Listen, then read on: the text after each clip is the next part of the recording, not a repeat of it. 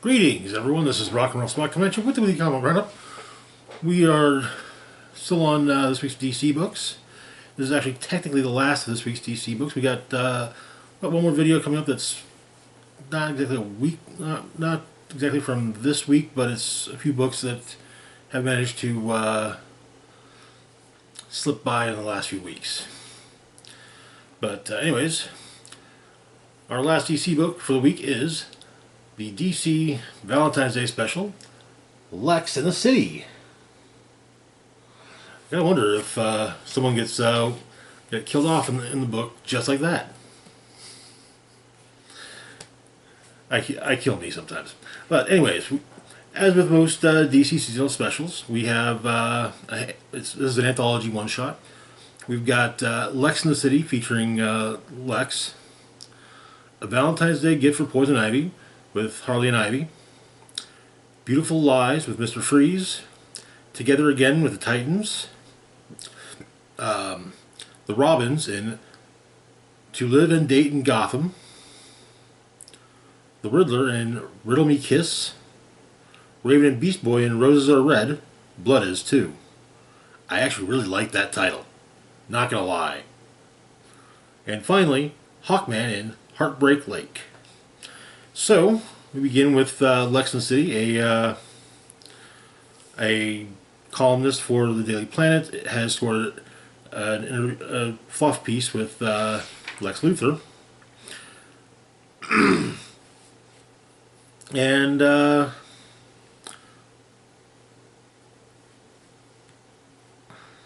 but the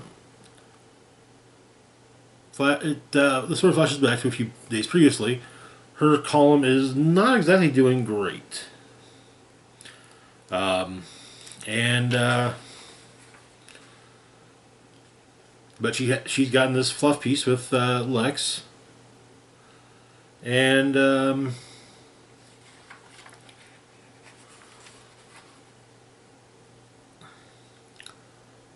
Lex is basically ends up giving she's got some questions prepared for the interview, but and he basically says, "Oh, you're a prepared answer.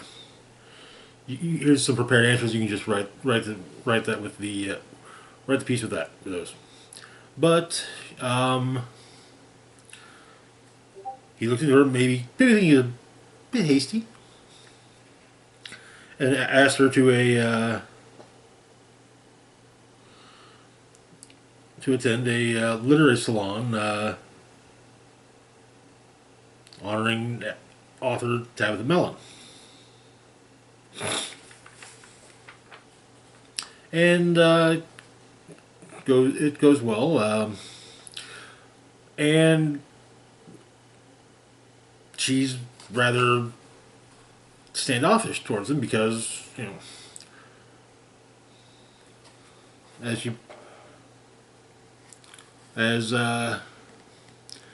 explains that she came to learn about Lex, not hear excerpts from the next airport bestseller.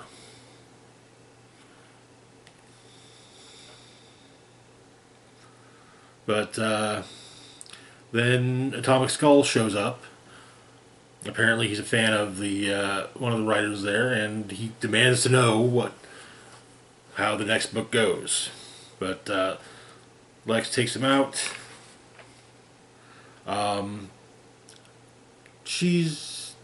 But our columnist isn't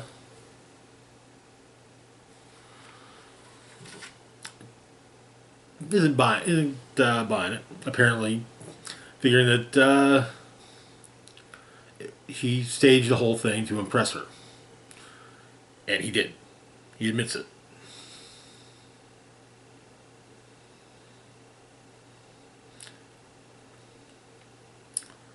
And but Lex said, "Okay, fine.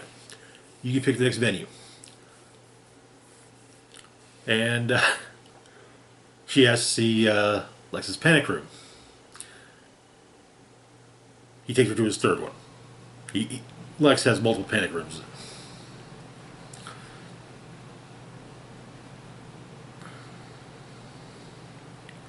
But she actually gets a decent interview with him, and it potentially begins to go someplace else. But the columnist says, "Oh, this really shouldn't go any further for a million reasons."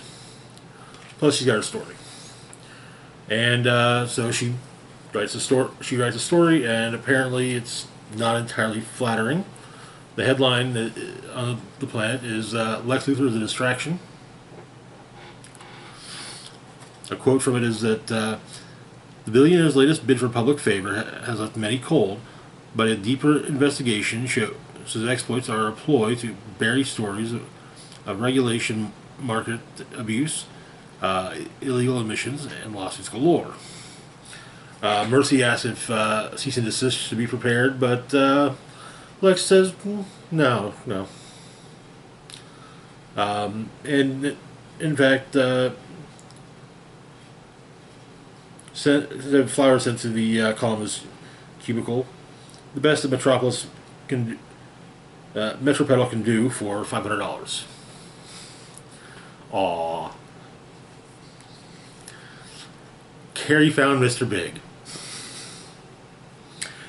Next up, though, we've got a Valentine's Day gift for Poison Ivy. Ivy realizes it's Valentine's Day, and she doesn't have a gift for Harley.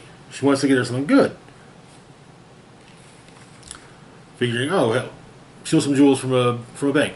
Yeah, maybe she should be a little more thought. Maybe a fur coat. But I mean, she's an environmentalist, so yeah, no. And the Harley keeps a coat though because she likes it. But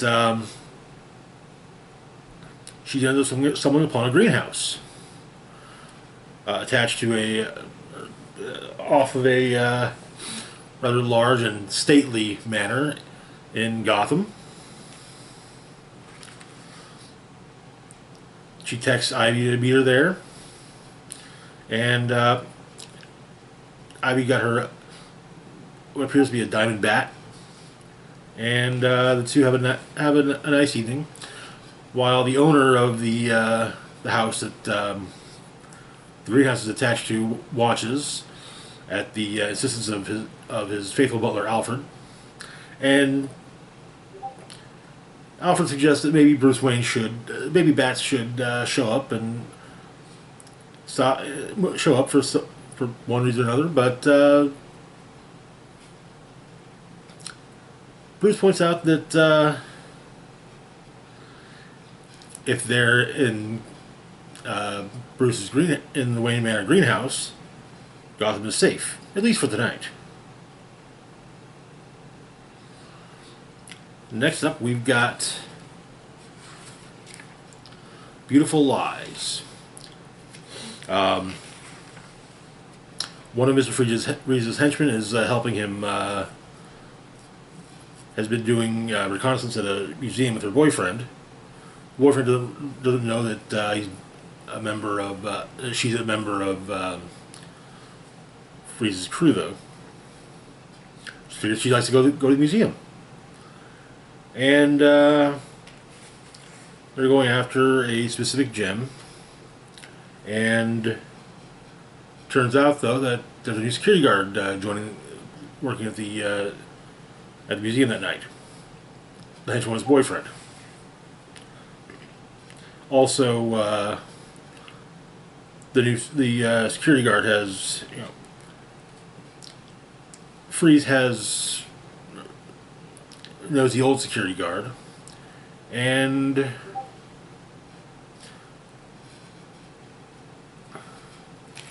ends up helping his henchman's boyfriend survive by freezing him. Batman explains that the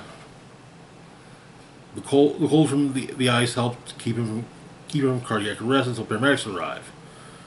And his girlfriend states that, asks if he thinks freezing it on purpose.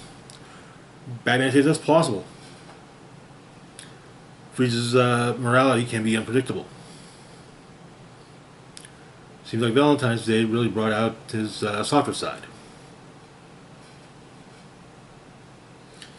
Then gives him a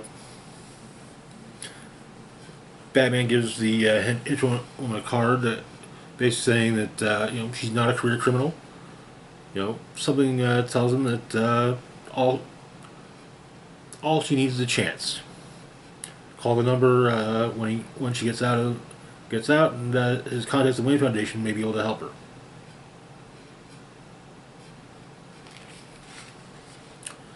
And Freeze presents the a facsimile of the gem that a gem that he and Nora were eyeing were looking at when she had her accident to Nora's frozen body. Next comes Together Again, featuring the Teen Titans, and it's primarily the story is primarily focused on Dick, Garth, Wally, and Roy. But they go to Happy Harbor. Happy Harbor is where the Teen Titans originally formed. It's also where the Justice League originally formed. And Young Justice, for that matter.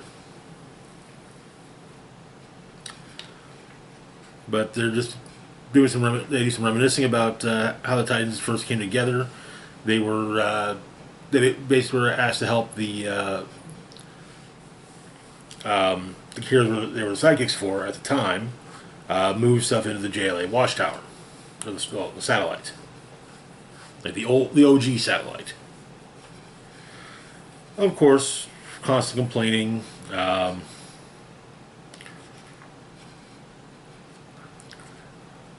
Also, the fact that apparently Roy didn't like the idea that Donna was into Garth Aqualad, but they're basically enjoying being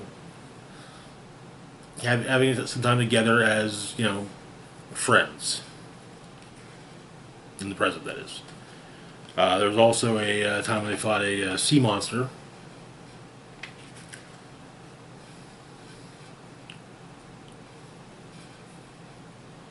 And the waitress at the diner that they're at also finds Garth to be rather attractive, and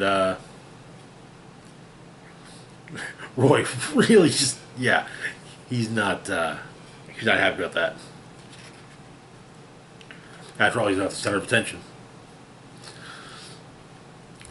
But the story ends with the Titans taking on the sea monster from earlier, as it's returned.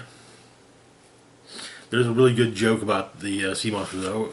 Apparently, the sea monster's name is Raxodon, but Roy says that it can't be a Justice League monster. All theirs end with the letter O, not N. Good point. Good point. Next up, we've got To Live and Date in Gotham. It's the night before Valentine's Day.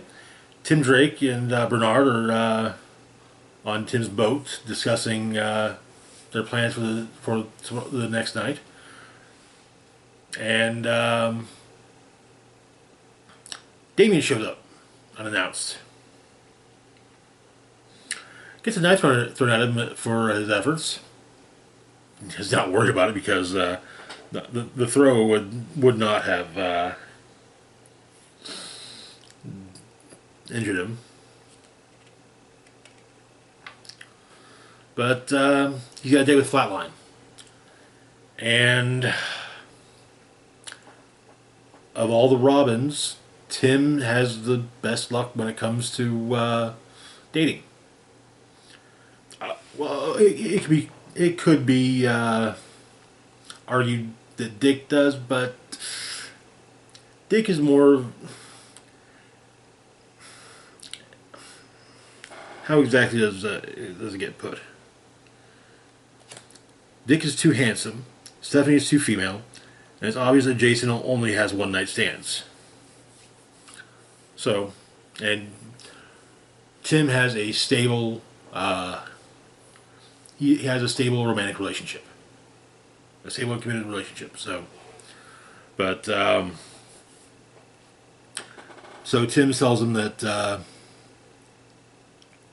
there's no secret trick to dating, but as he puts it, that Gotham is your ideal dating sidekick.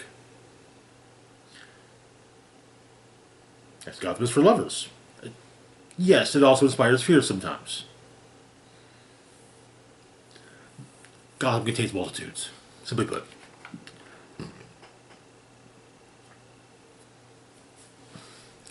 And so it's like they basically look into potential activities. You know, something that Damien could do with Flatline that would be fun. And so they find an underground weapons forging and testing studio that offers date night packages. And as apparently Flatline goes by the Princess of Pain, Tim tells Damien that he is totally his father's son. Then we get they're doing dinner. They're going to do dinner at a Russian mob place. There's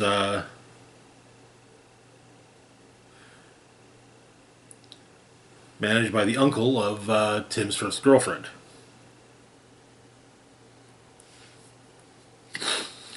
And preparations have to be made for accidents occurring. So Jason joins in with this one, pouring a glass of water into Damien's lap. He was in the second he was told he gets to annoy Damien. Brothers, I've got one. I've got one. It's all good fun. We haven't killed each other, and it's been 32 years almost. So but and then of course they have to prepare for the Supervillain attack. It is Gotham after all. And Stephanie shows up as the daughter of KG Beast, but then KG Beast actually shows up and gets dogpiled by the Robins, and apparently it seems that there's a brief moment of Damien and Flatline enjoying the evening with Damien's brothers and sister. Next, we've got Riddle Me Kiss. Amidst a breakout at Arkham, so a Tuesday.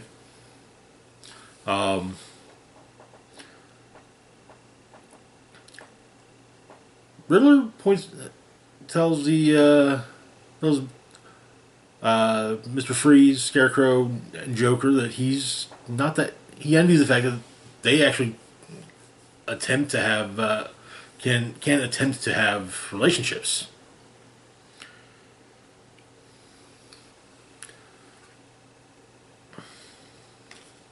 And so Joker basically tries to first tries to push Magpie into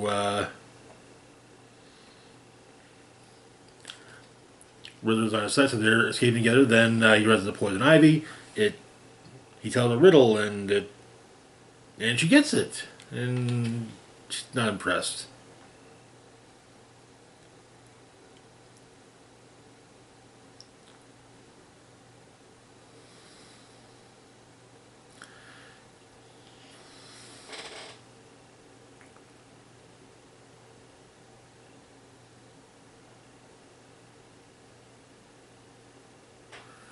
But Riddler manages to escape, and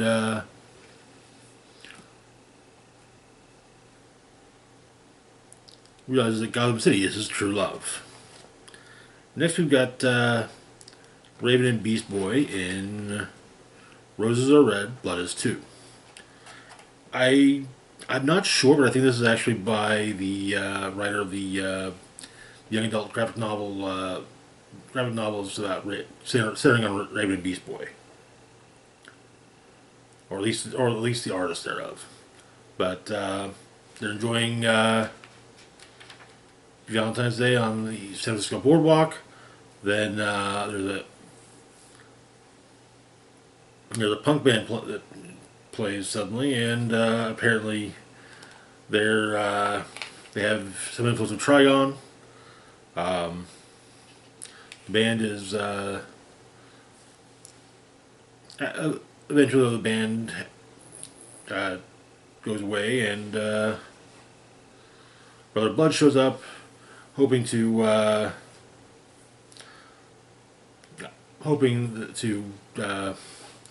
basically get Raven to be his bride, and well, they're not, but he is sent to the depths. And all that Raven wanted to do was spend Valentine's Day, a nice Valentine's Day, with her boyfriend, and Brother Blood ruined it.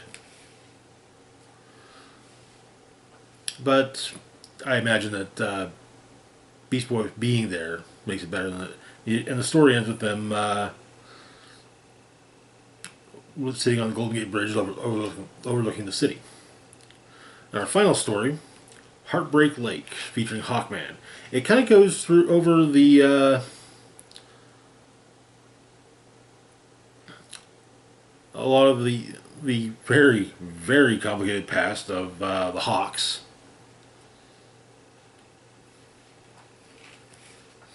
But Hawkman ends up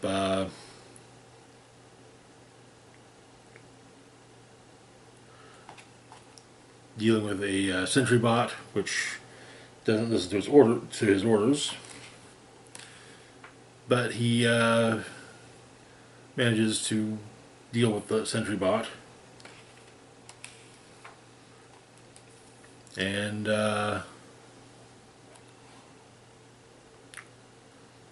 sees a hollow recording of Shira, and then he buries the recording device elsewhere, seemingly where in what becomes the Midway City Museum.